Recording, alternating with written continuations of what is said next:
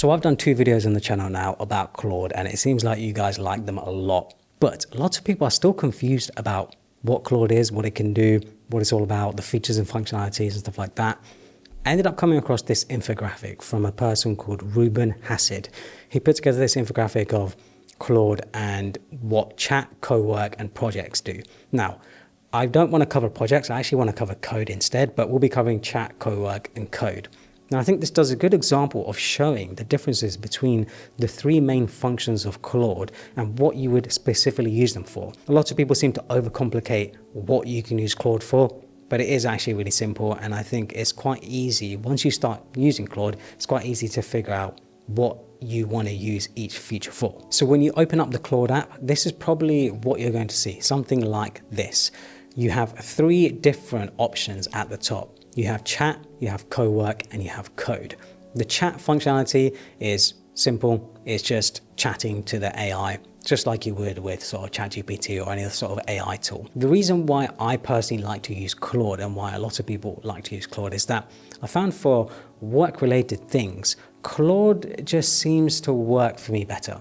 Now, that doesn't mean you should necessarily use Claude over everything else, but in this video, obviously, I just wanted to cover Claude, so we'll be sticking with Claude and what it can do. I like to use the chat functionality to do research, to find things, to work out things, to feed me information and teach me things that I wouldn't otherwise know, or I'm looking for the answers. What I also like to do with Claude is that I like to put in a question and then get it to ask me any relevant questions. This is a really key feature that I would highly recommend everyone get used to. When you're doing something, ask the AI to ask you questions. Instead of you prompting it all the time, let it prompt you. So let's just say I want to do something like make the Wi-Fi in my house faster, just basic. So I'll put in something like, I want to make the Wi-Fi in my home faster. I currently have just one router at the ground floor. Ask me any relevant questions. And then when we do that, it will give us a response, and then it will start prompting us with questions and then giving us answers that we can answer with.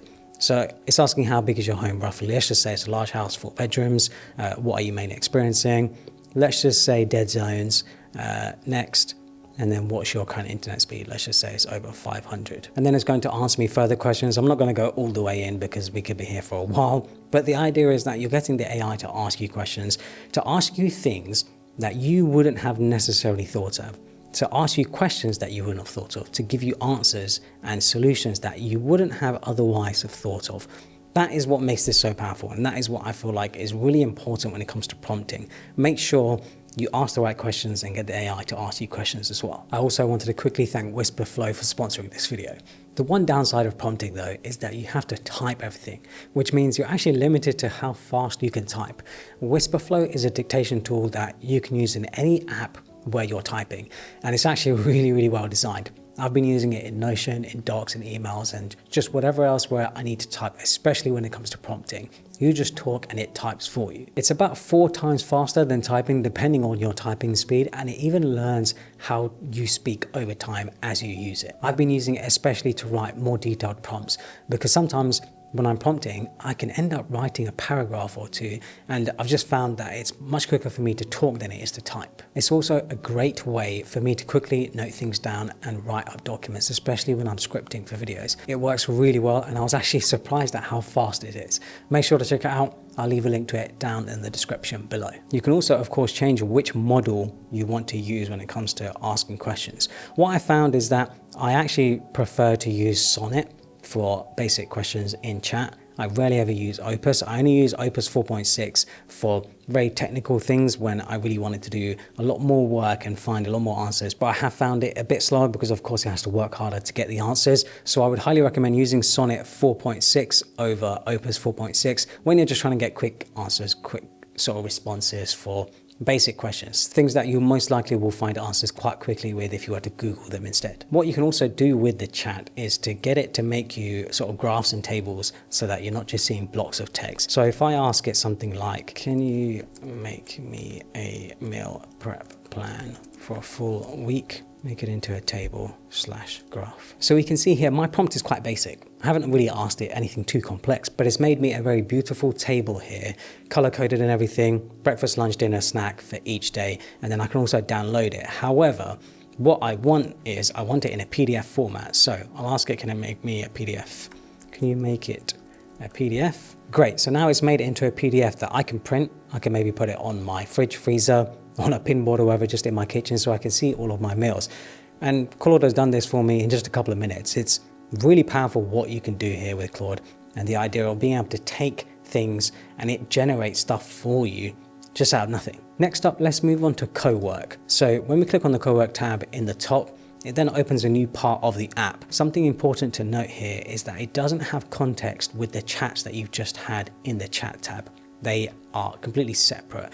And co-work, the way it works is that it's not necessarily just a chat box sort of giving you sort of answers and stuff. The main key feature with co-work is that you can give access to a folder on your computer. That folder can contain any sort of files that you like, and then you can have it do things with those files. There's already a few different options here where you can do things like optimize my week, organize my screenshots, find insights in files. I'm going to choose this bank statements folder here.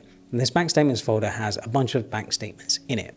We're going to give it access to that folder, and then I'm going to ask it. I'm actually going to choose Opus 4.6 here just so that it works a bit harder. I'm going to ask it to work out how much interest I've made from these statements. Let's do that. And then it will start reading all of those files in there, all those statements in that folder, and then figure out how much interest I've made. So this can be super, super powerful because you can get it to do things like calculate things, to sort out files, to find information in files so that you don't have to go through each one individually and find that information.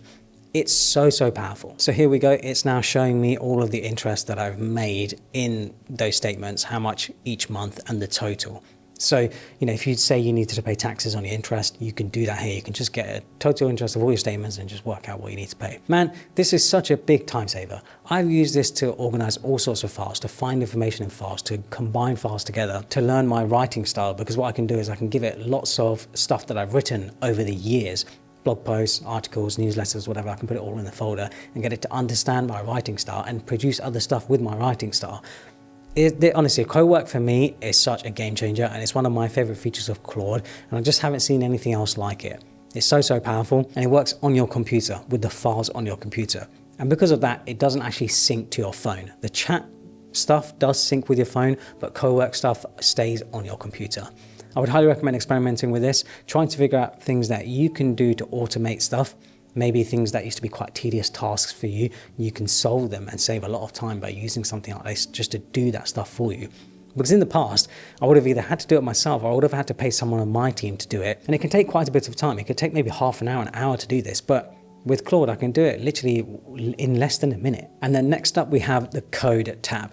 So the Code tab, as the name suggests, the idea is that you can use it to code stuff, to make stuff. So you can use it to make basic websites. I've actually done a video sharing a sort of basic introductory of Claude Code on my channel. Make sure to check that out to see a bit more detail.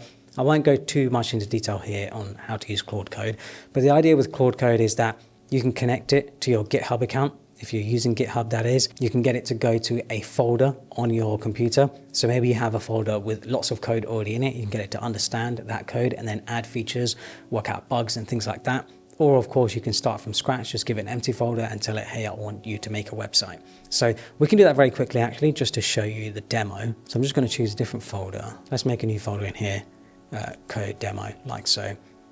Open, cool. And then we'll just get it to make me a simple website. Make me a simple personal website that's narrow, minimal, and uses the inter font. We'll use Opus for this one. Again, gonna ask us for access, allow again, allow. Cool, it's now made our website. We can just hit the preview. It will then start booting up the preview, getting everything working. Always allow for this session. Great, there's our demo website. We can see the name, description, and projects and stuff. Just super simple, super basic, and we have a website there working. Now, of course, you can do a lot more than that. This is just very, very basic usage of Claude Code. Some of the stuff you can build with Claude Code is unbelievable. I've been building stuff with it. I built the whole of Digital Creator Club with it. I've been working with it. I've been building apps and stuff. I actually have an app on my Mac that I use to control this desk light, which you can't see right now, but I have a desk light here and I have it automate the sort of color and the brightness and stuff like that. Claude Code is unbelievable. One of my favorite features, and it's the feature that I probably use the most just because it's so powerful and what you can do with it. So that's a quick rundown of the 3 main features of Claude, but there are a few other interesting features that are worth playing around with. So when we open up the settings of our Claude app, there's a few different things that we can mess around with here. Connectors. Connectors is huge. Connectors is a way to connect stuff that you use already to your Claude. So the idea is that say you use Figma, say you use Canva, say you use HubSpot, Intercom, whatever it might be. They have a bunch of others as well. You can go to Browse Connectors, you can see all the other ones. Say you use Notion.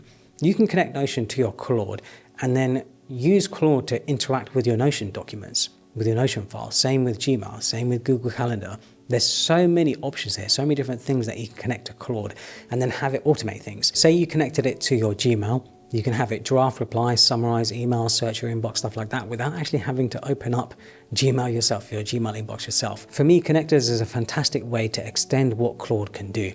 I have mine connected to N8N, to ClickUp. ClickUp is what I use to manage projects and stuff, chat with my team. I can have any sort of task and stuff managed through there. I use Stripe for managing payments and stuff like that. I can also use MailerLite, connected to MailerLite, so I can manage my email campaigns and stuff like that. It's just wild what you can do with connectors. Another thing I do want to mention is that you don't need to be a prompting expert. You don't need to have super detailed prompts. Detailed prompts do help if you're looking for specific results, but I actually recommend starting with a broad prompt when you're first starting out, and then you can get deeper as you go through the chat. Because having to write out a very detailed prompt from the beginning, I feel like can actually be quite off-putting, and I feel like it can be quite a bit of work. I found from my personal use case, I like to start with a broad prompt and then work my way down and get Claude to ask me any relevant questions and figure out anything that I might not have thought of. I let Claude do a lot of the work for me.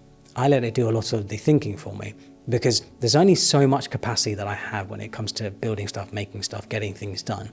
Having Claude be that assistant, having Claude do a lot of the sort of hard work, the manual work that I would otherwise have to do and spend time doing, that is where the time saver is. And I think that's where something like Claude can be really powerful. Of course, I've only covered Claude in this video primarily because it's the one that I use the most, but I also still use ChatGPT. I also still use a bunch of other LLMs and other AI tools and stuff. Don't feel like you have to be limited to Claude. I just find Claude right now just seems to have the most features and works the best for a lot of the stuff that I'm doing. But I'm not tied to it. If tomorrow a new AI tool was to come out and was to be even better than Claude and could do something better than Claude, then I would happily switch to it. I'm not tied to anything. So I think that's another important thing to remember. Don't feel like you're tied to a tool. Tools are replaceable. Go to a different tool when you find something better. Hopefully though, this gives you a quick idea of Claude and the 3 main functions of it. Make sure to check out my 2 other Claude videos that I've done as well, going through Claude Code and also using Claude Code to build something, build a website. Hopefully you guys enjoyed it. Follow me on Instagram and Twitter and subscribe for more.